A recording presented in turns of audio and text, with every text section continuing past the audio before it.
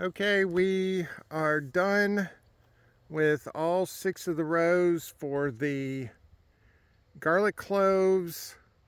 We actually just finished the first of the corm rows, which I will have on a separate video.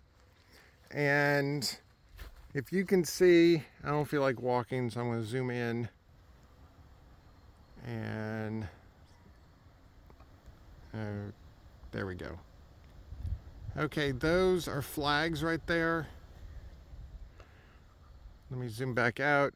Andrea got some, not only garlic, elephant garlic from Keen's farm, which is a really good garlic farm. And that's what all of this is here on the last row, is the elephant garlic cloves from Keen's that we bought. And then where the flags were, what were those 2 type of garlics? The pink flags are red Creole. Red Creole? Or no, Parisian Star, and then the orange is green garlic. Okay, so Parisian Star is a different type of garlic. It's not an elephant garlic. It's another type of garlic completely. A hard neck garlic. And the green garlic is similar to like green onions, where they will just bunch out. Instead of having one big stalk, it'll just bunch out and have multiple stalks. And then you just dice them up like you would green onions, except it's garlic. So Andrea wanted to try that out. Those actually came in little bulbs, and you planted the entire bulb. You didn't split the bulb apart. So we'll see how those are. Now all of the drip tape is sitting underneath all of this, and then yeah, Andrea's showing, there's the edge of the drip tape there. The drip tape is dry, and the drip tape is not going to be turned on obviously over the winter, but I wanted to have the drip tape down because it would be infinitely easier to put the drip tape down before we put the straw down. And so even though we won't turn actually the drip tape system on until probably about March or April, I just wanted to have it down because we kind of did it by the seat of our pants this year, where we kind of did something and then realized that we had a next step to do. Because when we planted the garlic in February this year, we didn't have any irrigation or any irrigation planned, so we had to kind of like figure all that out. And so then while we were figuring all that out, all this became Weed City. And so we had to go in there and clean out all the weeds when we were finally able to put straw down. So we're starting with straw first this time, and hopefully my back will appreciate it. So that hay or straw pile right there, and this straw pile right here is the last of the straw that we bought over the spring. And the straw was sitting in our carport all summer. And so we had either 41 or 42 bales, something like that, left. So we might or might not have enough to actually completely do this. But if we don't, we know of at least one place where we can just buy individual bales, so it's not too big of a deal. Then the other thing I wanted to show was the other project we've been working on this weekend. Okay, here's the other project we've been working on this weekend.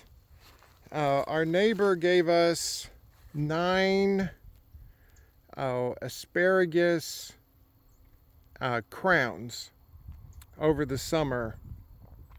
So we just kind of half-baked a little area for them so we could stick them in the ground.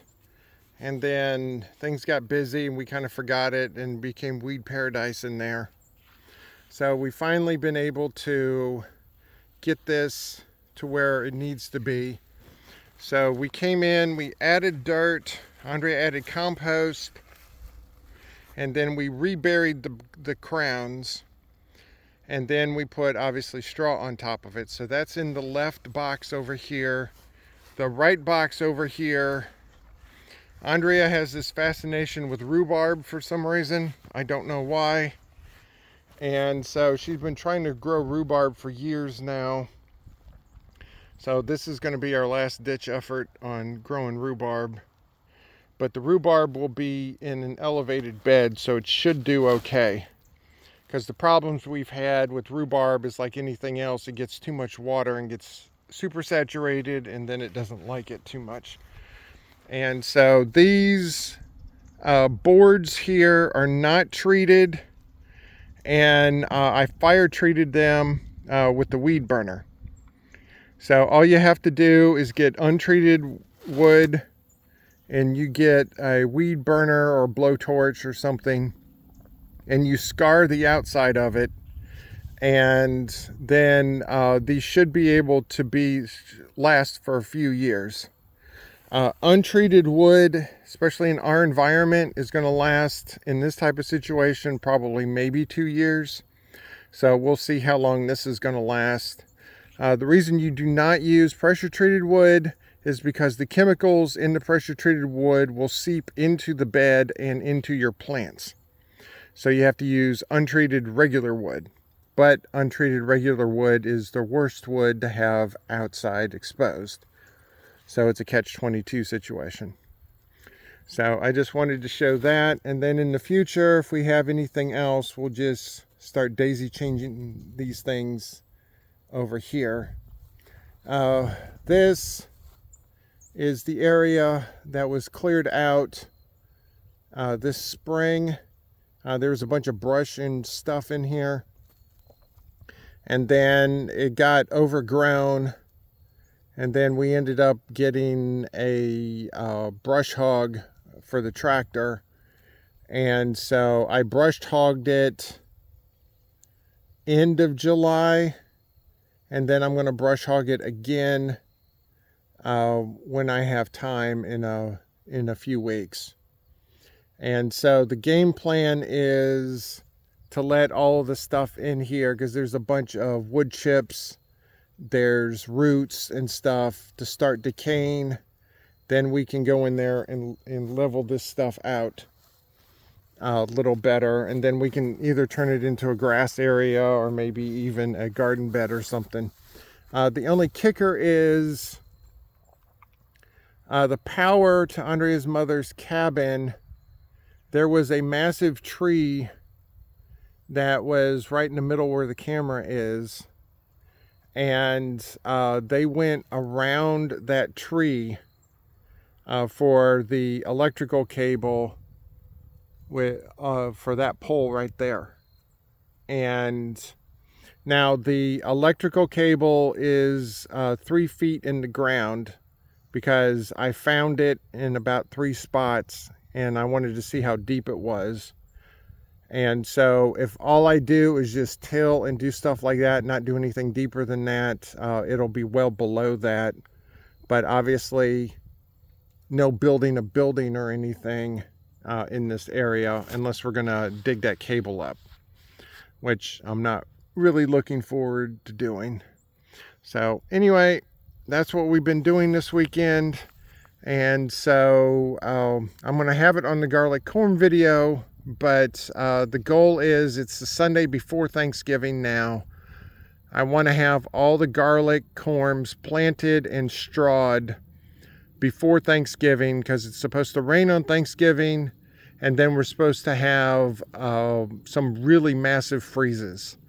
And it is the end of November, and we have not had a freeze yet. We had a light frost a couple of days ago, but that has been it, which is kind of unusual for us. So we've also been having heavy winds. We had wind gusts over 30 miles an hour, and the greenhouses held up like champs. They didn't even waver or anything, so that was good. Those greenhouses I don't expect to survive a hurricane, but we do get like 30-35 mile wind gusts several times a year, and I did want them to survive that. So anyway, I think I'm done rambling, and now I'm going to go let the sisters out for a few minutes, because I don't know if you can see, they're all antsy-pantsy over there because they haven't been out in a few days because we've been too busy. So I'm going to go do that, and then I will post the video.